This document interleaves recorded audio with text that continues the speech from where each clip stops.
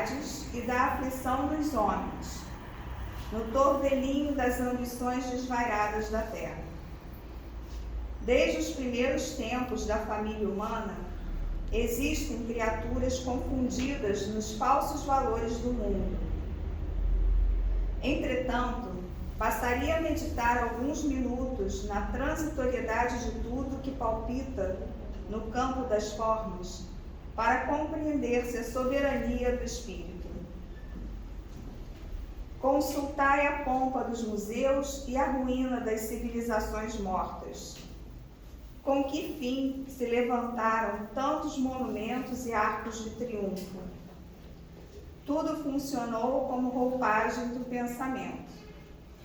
A ideia evoluiu, enriqueceu seu espírito e os envoltórios antigos permanecem à distância. As mãos calejadas na edificação das colunas brilhantes aprenderam com o trabalho os luminosos segredos da vida. Todavia, quantas amarguras experimentaram os loucos que disputaram até a morte para possuí-las.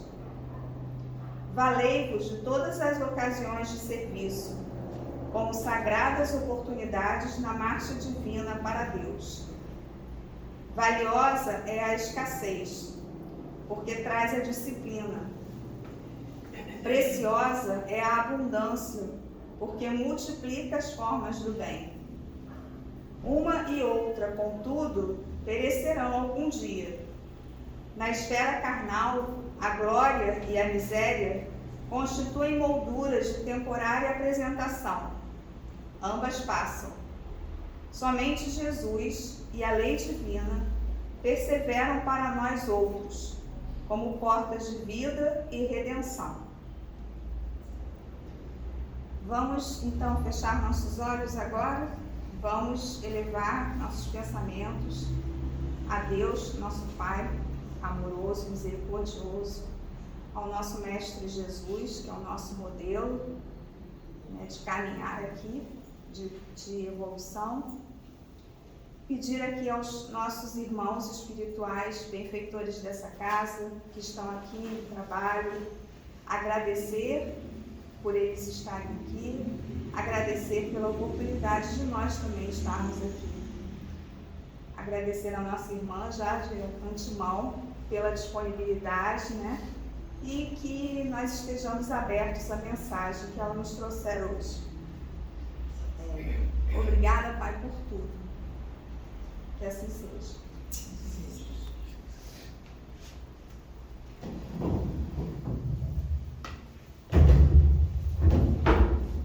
É sempre uma alegria muito grande estar aqui e hoje, né, primeiro domingo de agosto, e nós refletindo sobre doutrina espírita, nós percebemos o seu papel quando passamos pelas lutas, pelas dificuldades, porque quando dizemos que o Espiritismo é o consolador que Jesus prometeu, consolar não é só afagar, confortar, é esclarecer. Porque na hora do nosso testemunho que chega para todos, é necessário que estejamos fortalecidos e passemos por esses momentos, muitas vezes dolorosos e muito difíceis, com entendimento. Então, a nossa gratidão a essa doutrina que nos consola. É uma passagem do Sermão da Montanha. E uma coisa que eu achei assim fantástico, Eurípides Barçanufo, o apóstolo da caridade, Sacramento, desencarnou aos 38 anos na gripe espanhola, tinha farmácia homeopática, era muito católico, conheceu a doutrina espírita, foi um ardoroso defensor da doutrina e era uma pessoa boníssima. Ele juntou a cultura e a bondade nele.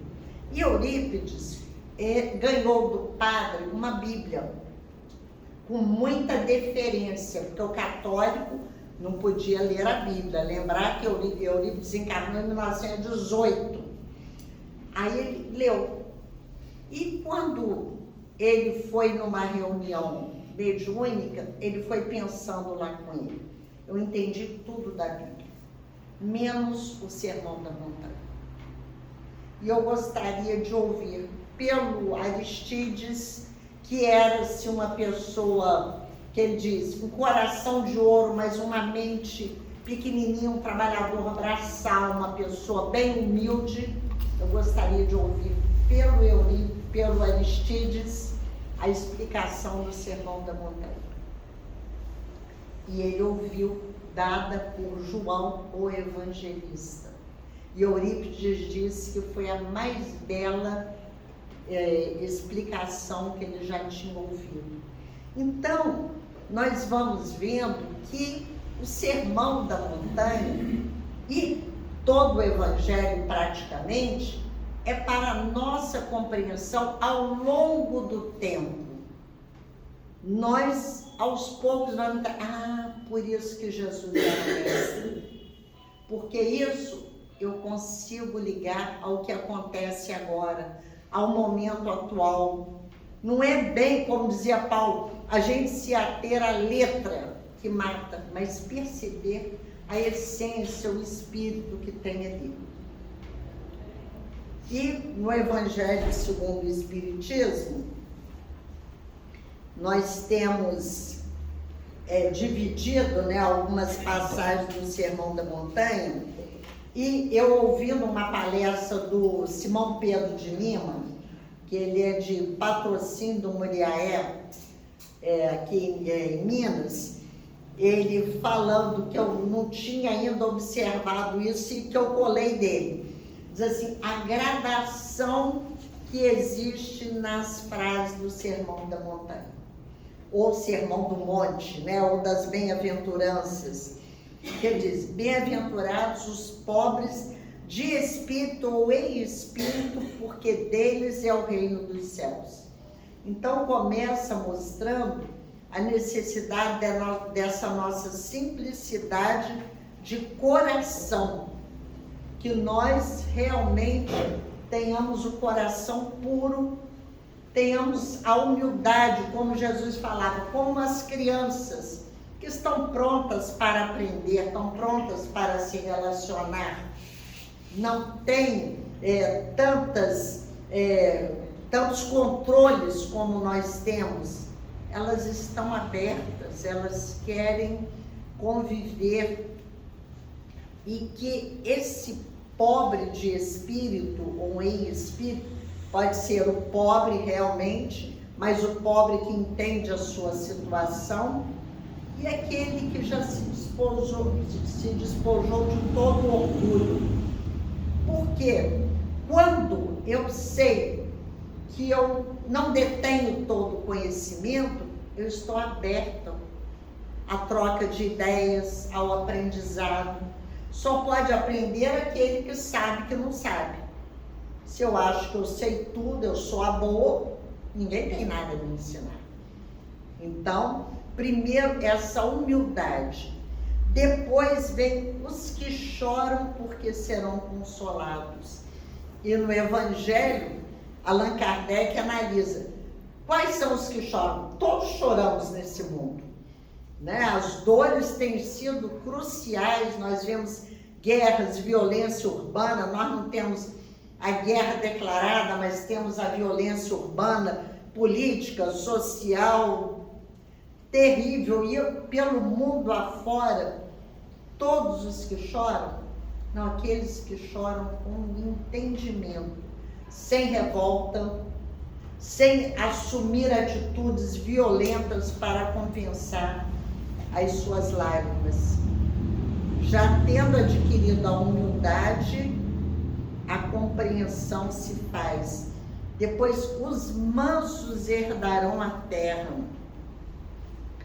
Aí a gente, por muito tempo, ficou pensando, pobre de espírito, manso. Então, aquela pessoa cordata, aquela pessoa que aceita tudo, é que vai herdar a terra? Não. Aquela pessoa que já se conhecendo, já entendendo a causa das suas aflições, vai aprender que a violência não leva a nada. Que só com o diálogo, que só com o entendimento, nós podemos evoluir e atingir esse mundo de regeneração. Eu acho que aqui todo mundo quer estar presente no mundo de regeneração, né? Gente, e eu adorei quando, lendo, estudando, eu vi o que é o mundo de regeneração. Não é um mundo de espíritos perfeitos, é um mundo de pessoas como nós, que estamos nos esforçando. Temos consciência das nossas imperfeições, mas já estamos procurando fazer melhor. Não desejamos o mal, não fazemos mais o mal. Erramos, e eu gosto muito, eu sempre repito um mantra de Paulo de Tarso, que está na carta aos Romanos, isso ele lá no início da caminhada dele. O bem que eu quero, eu não faço. O mal que eu não quero, esse eu ainda faço. E às vezes a gente faz com convicção. Você diz, não, era isso mesmo. Depois você fala, não era bem isso que era para eu ter feito. Mas estamos em aprendizado. E finalmente, no nosso capítulo de hoje, bem-aventurados os que são misericordiosos, porque alcançarão misericórdia. Aí eu fui ver alguma coisa da misericórdia, né? Dó, compaixão, piedade, ato concreto de manifestação de dó, de compaixão, de solidariedade. Não é só eu ficar, tem tanta dó, tem coitada da pessoa, e eu não faço nada. Não, a compaixão, eu me movo, eu vou agir. Tem que, a origem de miserere, ter compaixão, e cordes, coração. Coração compadecido. Então, é naquele momento em que, já tendo assumido todas aquelas posições das bem-aventuranças, o nosso coração já está como que integrado ao do outro. E aí vamos aos nossos itens de hoje, né? Primeiro, bem-aventurados que são misericordiosos, porque obterão misericórdia. E o título do Evangelho: perdoai para que Deus vos perdoe. É o que está na oração do Pai Nosso. E o Jesus dizia, né? Eu vejo o grãozinho no olho do irmão e eu estou com uma trave enorme no meu, mas se eu não estou vendo, me olho no espelho, então eu só vejo o defeito do outro. Assim, não vou perdoar nunca, o que ele me fez é imperdoável, e às vezes eu fiz muito pior, né? Aí são 3 passagens. Se perdoardes aos homens as faltas que cometerem contra vós, também vosso Pai Celestial vos perdoará os pecados. Mas se não perdoardes aos homens quando vos tenham ofendido, vosso Pai Celestial também não vos perdoará os pecados. Lembrando sempre que essas colocações são referência à crença que se havia. Porque vemos na terceira parte do Livro dos Espíritos, lá o primeiro capítulo, lei divina ou natural. Deus criou leis físicas e morais e elas se cumprem.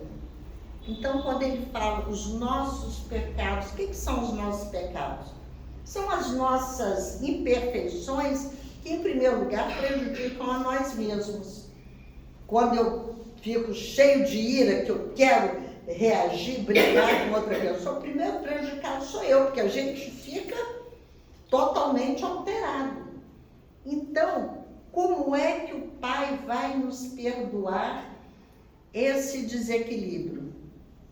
A gente se equilibrando, a gente se reharmonizando com a lei. Porque esse é o convite que a doutrina espírita nos faz. Não precisa, porque eu vou lá, eu confesso meus pecados, tal, tenho a penitência e continuo. Não, eu tenho que me modificar. É fácil? Claro que não é.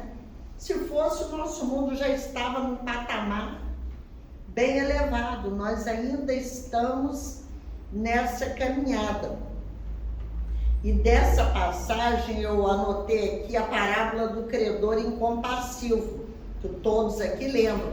Um homem devia 10 mil para o seu senhor. Aí o senhor chamou e disse assim, ó, ou você me paga, ou eu vou vender você e toda a sua família, porque isso era permitido, isso acontecia. Escravizar a pessoa para pagar dívidas. Não, aí ele implorou, tal, o senhor perdoou. Ele saiu dali, encontrou um outro que devia 10 mil. O outro devia 100 cruzeiros lá, 100 dinheiros. E ele mandou prender, não perdoou. Tá? Aí os companheiros vieram e foram falar com o senhor. Disse, aí ele chamou e disse, mas eu te perdoei uma dívida tão grande, é a mesma coisa do arqueiro e da trave. Eu te perdoei uma dívida tão grande e você fez questão de cobrar, então você vai preso. Essa imagem que Jesus trouxe, nós lembramos sempre que Jesus falava, na maioria das vezes em linguagem figurada, raramente era direto. Quer dizer o quê? Em primeiro lugar, a gente se conhecer. A gente saber do que é capaz, das nossas ações. Porque quando eu me conheço e quando eu me amo, que é o mandamento que Jesus trouxe, amar a Deus sobre todas as coisas, ao próximo como a si mesmo, já estava na lei de Moisés. Já tinha lá, tanto que o doutor da lei, quando procura Jesus, ele pergunta, qual o maior mandamento? Aí ele diz, o que está escrito na lei? Como a lês tu? Aí ele diz exatamente isso. Então, isso já tinha na lei. Se eu amo ao outro, como eu me amo, não tem julgamento, não tem agressão. E a outra passagem. Se contra vós pecou o vosso irmão, ide fazer-lhe sentir a falta, em particular a sós com ele. Se vos atender, tereis ganho o vosso irmão.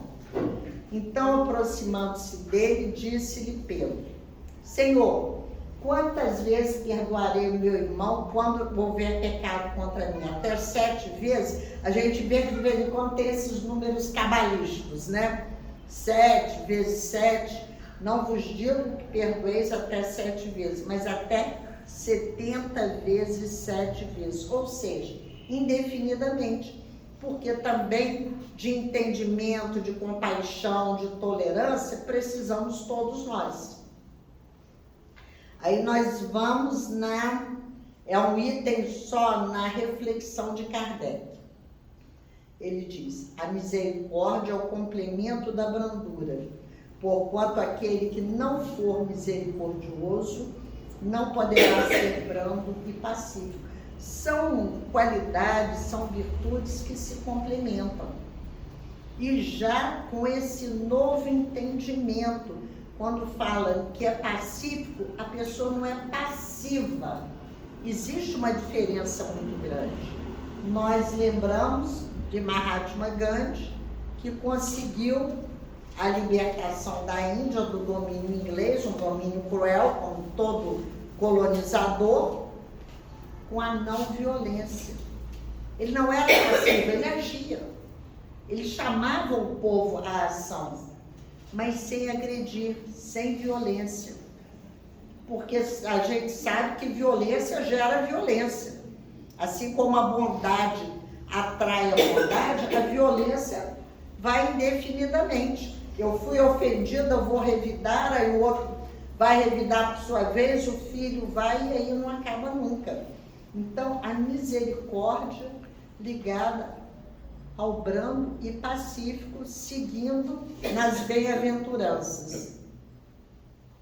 Ela consiste no esquecimento e no perdão das ofensas. O ódio e o rancor denotam almas sem elevação nem grandeza.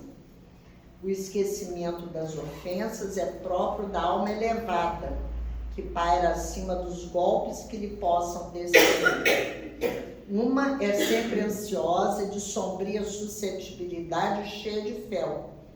A outra é calma, toda mansidão e caridade. Nesse capítulo do perdão, tem um livro que eu já indiquei aqui, que eu indico sempre, Perdão, Caminho da Felicidade, do Nelson Moraes. Porque aqui ele fala, né? Jesus fala no Evangelho, Kardec na explicação, esquecimento e perdão das ofensas, o esquecimento é próprio da alma elevada. Mas, às vezes, nós ainda estamos nesse estágio evolutivo em que isso pesa muito em nós. Então, como fazer? Como trabalhar isso? Então, Nelson Moraes nos dá as receitas dele. Nesse livro tem a história da moça uruguaia, que tinha crises de asma, vivia internada. Aí o Nelson Moraes estava trabalhando ali perto, um amigo pediu e ele ia lá dar passe na moça. Mas não melhorava nunca. Aí um dia ele perguntou para ela, você tem mágoa de alguém? Ela disse, tem, muita mágoa, do meu irmão. Se eu pudesse, se ele estivesse aqui, eu seria capaz de matá-lo. Quando eu era jovem, tinha um rapaz de que eu gostava e ele me deu uma surra na frente dele. Eu nunca pude perdoar. Aí ele me ensinou a receita que ele ensina em todas as questões no livro. A cada noite, na hora de dormir, você fecha os olhos, mentalize o seu irmão na sua frente, abrace-o, peça-lhe perdão, perdoe-o. Tá, foi embora. Aí falou que passaram-se os meses e quando ele voltou, ele estava lá lavando o quintal. Ele disse, mas o que aconteceu? Ela disse, eu fiz o exercício que o senhor falou, por muito tempo. Um dia me apareceu um espírito, que ele falou que era a Sheila, e disse, agora você está curada, é só tomar um fortificante e seguir. Porque ela disse que nesse dia ela sentiu que se realmente o irmão estivesse ali, ela era capaz de abraçá-lo com carinho, sem mágoa nenhuma. Ela não esqueceu a ofensa recebida. Nós não esquecemos, mas a gente ressignifica. Quando nós conseguimos entender ou mudar a nossa vibração, isso vai se diluindo. E aqui ele continua. Ai daquele que diz, nunca perdoarei. Esse, se não for condenado pelos homens, sê-lo-á por Deus. Lembrando sempre, Deus não é aquele juiz que está lá com aquele livro com as nossas fichas, não. É a nossa consciência. Onde está escrita a lei de Deus? Na consciência. Questão 621 do Livro dos Espíritos. Com que direito reclamaria ele o perdão de suas próprias faltas, se não perdoa as dos outros? Jesus nos ensina que a misericórdia não deve ter limites, quando diz que cada um perdoe ao seu irmão, não 7 vezes, mas 70 vezes 7 vezes. E aí Kardec vai falar no outro parágrafo da forma de perdoar. Às vezes eu digo que perdoo para me mostrar, mas sempre dou aquela puxadinha. Eu perdoo, mas qualquer coisa que a pessoa faz, você já pisou na bola comigo, você já... Então eu estou sempre lembrando. E a outra forma é realmente... Agora, no Evangelho, não é nem nesse item aqui que fala. Diz o seguinte, não se espera que sejamos amigos íntimos novamente dessa pessoa que já provou que não merece a nossa confiança. Nós vamos orar por ela, nós vamos tirar a mágoa de nós, mas vamos manter a distância saudável, porque também a gente tem que ter autodefesa, não podemos nos abrir totalmente. Eu trouxe uma história, mas antes disso, eu estou lendo um livro do José Carlos Leal, não sei quantos aqui conhecem José Carlos Leal, ele é maravilhoso. Ele já está velho, um homem enorme, grandão, tem um vozeirão, tinha pelo menos quando era mais novo, e tinha gente que não gostava da palestra dele. ele é muito culto, que ele ia fazendo palestra, ele ia apontar, você. Tinha gente que já nem ia, Zé Carlos, não vou não. E ele tem um livro de Madre Teresa e Jesus. Olha, ali, porque quando eu vi da misericórdia, eu lembrei dela também. Que a pessoa que queria simplesmente servir, acolher aquelas pessoas que não tinham essa definição da misericórdia, você sentir com o outro, você se identificar na dor, no sofrimento do outro. E na Índia, que tem, até hoje ainda tem essa divisão, essa discriminação, ela acolhia aqueles ali mais desfavorecidos da vida. Isso nós vemos pessoas, tem Maria Teresa, uma irmã Dulce, que serviu um Francisco de Assis que queria viver como Jesus. São pessoas, são seres humanos. Eram perfeitos? Não, não eram perfeitos. A gente lendo a biografia dessas pessoas todas, encham dores, fraquezas, momentos até de raiva, tudo faz parte. Porque quando nós negamos os nossos sentimentos, nós não melhoramos. Como diz aqui, eu só posso aprender se eu aceito o que não sei. Se eu sei tudo, o que alguém vai dizer? Não tem. Então, para que eu me melhore, para que eu passe a ver o outro como igual, é necessário esse aprendizado. Eu trouxe aqui do Jesus no Lar. Agora ele já está um livro grandão, de outra forma. É o texto número 42, a mensagem da compaixão. E a gente lembra que esse livro são encontros de Jesus na casa de Pedro com os apóstolos, com os seguidores. Eu gosto muito dele porque ele mostra que aquelas pessoas que seguiam Jesus, que estavam com ele, muitos que foram responsáveis pela divulgação do Evangelho, eram como nós. Tinham fraquezas, dores e dúvidas como nós temos. E mesmo assim foram fiéis. Ele diz, dentro da noite clara, a assembleia familiar em casa de Pedro centralizara-se no exame das dificuldades no trato com as pessoas. Isso a gente sabe. Tem gente que é mais fácil você lidar, tem outro, você fala, meu Deus, já tem que ir cheio de dedos para lidar com essa pessoa. O relacionamento é uma coisa difícil. Como estender os valores da Boa Nova? Que eles estavam ali convivendo com Jesus e aqueles ensinamentos eram libertadores. Além do que, né, gente, a gente imagina a vibração, a irradiação que vinha de Jesus. Nós lembramos da mulher hemorroíça, que ele nem olhou para ela tocou nas vestes dele, tal a energia que emanava dele. Então, só em estar na sua presença já é. E como reproduzir isso? Como levar para os outros? Como instalar o mesmo dom e a mesma bênção em mentalidades tão diversas entre si? Cada um tem uma experiência, tem uma expectativa. Como fazer? Fim do longo debate fraternal em que Jesus se mantivera em pesado silêncio, João perguntou-lhe preocupado, Senhor, que fazer diante da calúnia que nos dilacera o coração?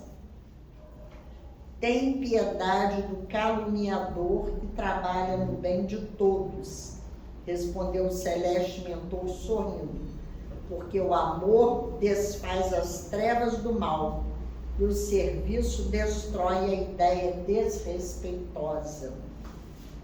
Tudo situações que nós passamos. Então, isso tudo que Jesus traz aqui são exercícios. Mestre, ajuntou Tiago, filho de Zebedeu, e como agir perante aquele que nos ataca brutalmente? A gente vê pelas nossas ruas, né? Um homem que se conduz pela violência, acentuou o Cristo bondoso. Deve estar louco ou envenenado. Auxiliemo-lo a refazer-se. Porque o que a gente lê, o que os estudiosos dizem, né, que quando nós temos essa atitude violenta, o problema é nosso, nós não estamos bem, o problema não é o outro. Mas como eu não sei trabalhar aquele sentimento em mim, é mais fácil eu passar para frente, e aí é como que eu me alivio naquele momento. Senhor, aduziu Judas mostrando os olhos esfogueados. E quando o homem que nos ofende se reveste de autoridade respeitável, qual seja de um príncipe ou de um sacerdote, com todas as aparências do ordenador consciente e normal.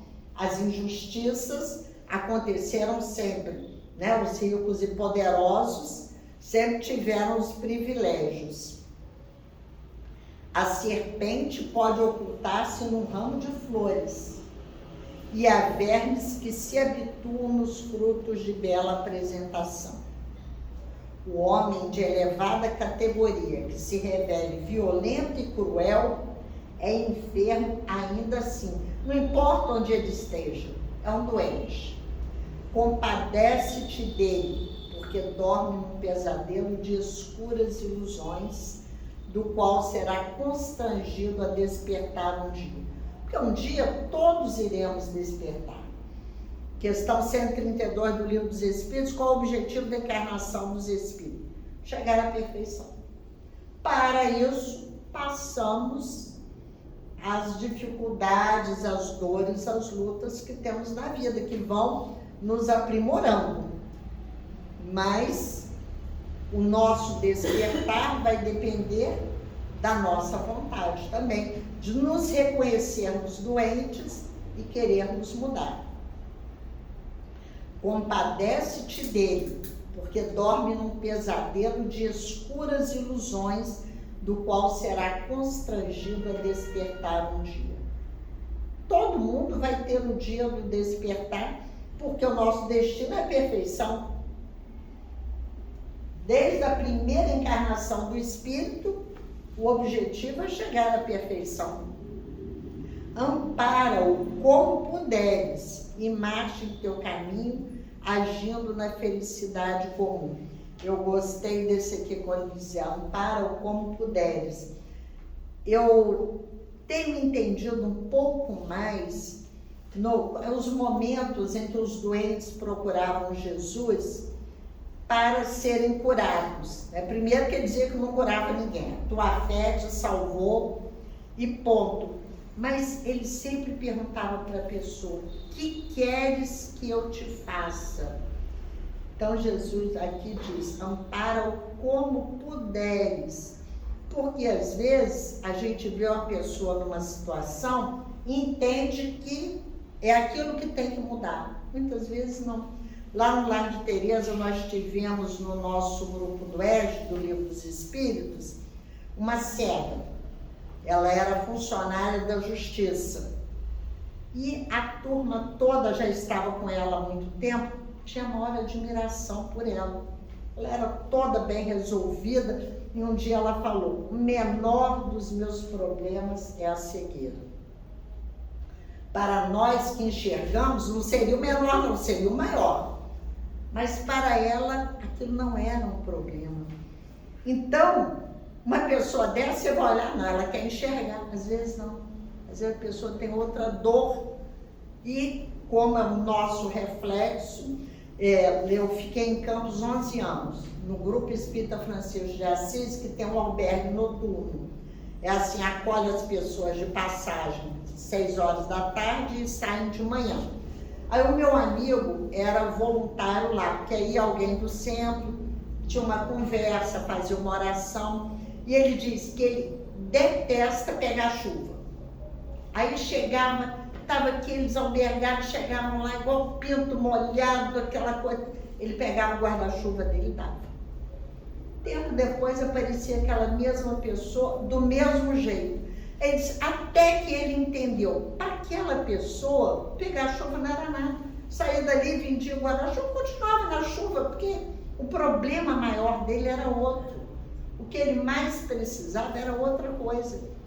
Mas o meu amigo, como nós, entendemos pela nossa parte. Não, isso para mim é um problema, então vai ser para ela também. Às vezes não. Então, ajudar como pudermos dentro da necessidade da pessoa, dentro do nível em que a pessoa já pode entender. Mestre, e quando a nossa casa é atormentada por um crime, como procederei diante daquele que me atraiçoa a confiança, que me desonra o lar, ou me ensanguenta, que me desonra o nome, ou me ensanguenta o lar? Apiada-te do delinquente de qualquer classe, elucidou Jesus, e não desejes violar a lei que o próximo desrespeitou. Olha que coisa, né? Ele desrespeitou a lei, então eu também não vou fazer a mesma coisa, porque o perseguidor e o criminoso de todas as situações carrega consigo abrasadora fogueira. A pessoa está sempre expectante, sempre esperando que ocorra alguma coisa. Uma falta não resgata outra falta, e o sangue não lava sangue. Antigamente lavava a honra com sangue, era perdoa e ajuda. O tempo está encarregado de retribuir a cada criatura de acordo com o seu esforço. Jesus não disse a cada um segundo as suas obras? Aí vem a doutrina espírita, com que esmiuçando essas questões, Leon Denis, no problema do ser, do destino da dor, tem lá um capítulo para o pensamento, um capítulo para a vontade. Quando eu quero, eu vou agir, vou fazer o que é necessário. E tem uma coisa que é muito importante, eu uso muito no estudo do Livro dos Espíritos, um livro do José Lázaro Boberg, é das leis morais à moral social, em que ele fala, não tem atitude errada. Naquele momento, às vezes a gente fala, meu Deus do céu, há 5 anos atrás eu fiz isso é um horror, é um crime, não deveria ter feito. Não, mas naquele momento era o que eu achava que deveria fazer. A minha vivência, a minha expectativa de vida, a minha experiência me levou àquela atitude. Hoje eu já não teria. Então, vou me modificar a partir de hoje. Mestre atalhou Bartolomeu que fazer do juiz que nos condena com parcialidade. Tem compaixão dele e continua cooperando no bem de todos os que te cercam. Há sempre um juiz mais alto analisando aqueles que censuram ou amaldiçoam. E além de um horizonte, outros horizontes se dilatam, se desdobram mais dilatados e luminosos, mostrando que a nossa evolução é infinita. Estamos aqui para aprender e vamos fazer aqui o melhor que nos é possível. Isso na doutrina espírita é extremamente reconfortante. Eu não posso fazer o que ela faz, o que a Rose faz, né? O que a nossa Regina fazia, mas eu posso fazer o meu melhor. Se eu faço o meu melhor, eu já estou fazendo bem. Eu ainda não atingi o nível dessas pessoas, mas eu estou fazendo o que eu posso, o que eu sei, estou fazendo o melhor. Senhor, indagou Tadeu, como proceder diante da mulher que amamos quando se entrega às quedas morais? Essa é uma dor muito grande, né? As decepções amorosas. Jesus fitou com brandura e inquiriu por sua vez: os sofrimentos íntimos que a dilaceram dia e noite não constituirão por si só aflitiva punição? Mais cedo ou mais tarde, a nossa consciência nos diz, não deveria ter feito aquilo. E uma coisa muito importante que a doutrina espírita nos fala, quando nós nos equivocamos da vida, então a gente não está em dívida com ele, com ela, com o outro. A gente desequilibrou a vida, a harmonia. Às vezes nunca mais vamos encontrar aquelas pessoas, elas perdoaram, esqueceram, seguiram. Mas eu tenho que aprender a usar de misericórdia com todos, que é o objetivo final, né? Sermos todos irmãos. Estamos aqui para isso, nesse treinamento. Fez-se balsâmico silêncio no círculo doméstico. E logo, ao perceber que os aprendizes haviam cessado as interrogações, o Senhor concluiu: se pretendemos banir os males do mundo, cultivemos o amor que se compadece no serviço que constrói para a felicidade de todos.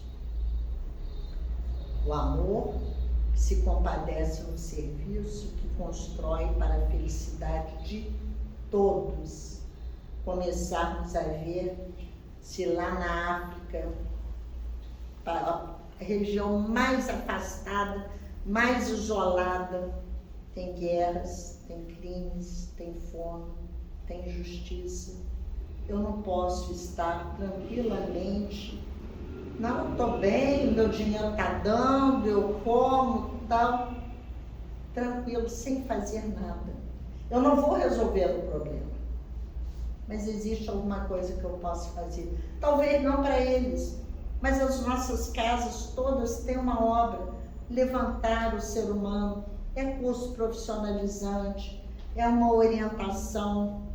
O que podemos fazer onde estamos? Ninguém se engane. As horas são inflexíveis instrumentos da lei que distribui a cada um segundo as suas obras, que Jesus já falou, e agora nós vamos entendendo um pouco melhor isso.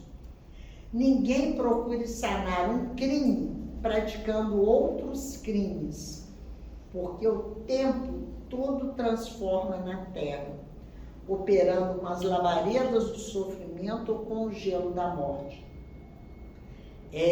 A gente vê que figuras interessantes que Ney Lúcio põe aqui, né, para pôr as palavras de Jesus: as labaredas do sofrimento ou o gelo da morte. Porque muitas vezes precisamos do sofrimento para nos despertarmos. Eu gosto de dar o exemplo, eu estou no emprego. Não é bem o que eu queria. Um emprego assim, mais ou menos, tá? Mas eu ganho direitinho, dá para as minhas despesas, eu vou ficando. Eu gostaria de fazer outra coisa, mas eu me acomodei. Até que um dia eu sou mandada embora. Aquilo é um caos. Aquilo na minha vida, meu Deus do céu, o que eu vou fazer? Vou me matar, vou não sei o quê. A pessoa pensa de tudo. Mas quando passa esse choque inicial, ela descobre outros talentos. Ela descobre outros grupos de contato. E mais tarde vai dizer: que bom que eu perdi aquele emprego. Se eu não tivesse saído dali, eu ia estar naquela mesmice até hoje. Eu cresci, eu aprendi, eu fui útil. Então, quantas vezes na nossa vida precisamos de um choque desse violento, uma separação repentina, um ente querido que desencarna repentinamente? Tudo isso nos abala para depois percebermos o que tínhamos que aprender dali, o quanto nós saímos de nós mesmos para crescer, para evoluir. Então, esse convite de hoje da misericórdia, eu vou terminar com uma página que está no livro Evangelho e Vida, do Espírito Ecleia, recebido no lar de Teresa. Ela diz assim: abramos espaços para a tolerância, ampliemos as nossas potencialidades de entendimento, exercitemos a misericórdia junto aos que lado a lado conosco caminham, tão frágeis quanto nós mesmos, e de certo a misericórdia do Pai nos acompanhará para sempre. Eu agradeço sempre estar aqui, Agradeço as oportunidades, que nós continuemos juntos, nos fortalecendo e entendendo que todos nós passamos por momentos difíceis. E é fundamental que tenhamos esse grupo de apoio, nos amigos, na família, na casa espírita. Porque hoje eu seguro a mão de alguém, daqui a pouco alguém vai segurar a minha. Porque isso é da vida. Então, que aprendamos a exercitar essa misericórdia e ver o outro como nós queremos ser vistos. Com amor, com entendimento, com compaixão, com tolerância. Obrigada.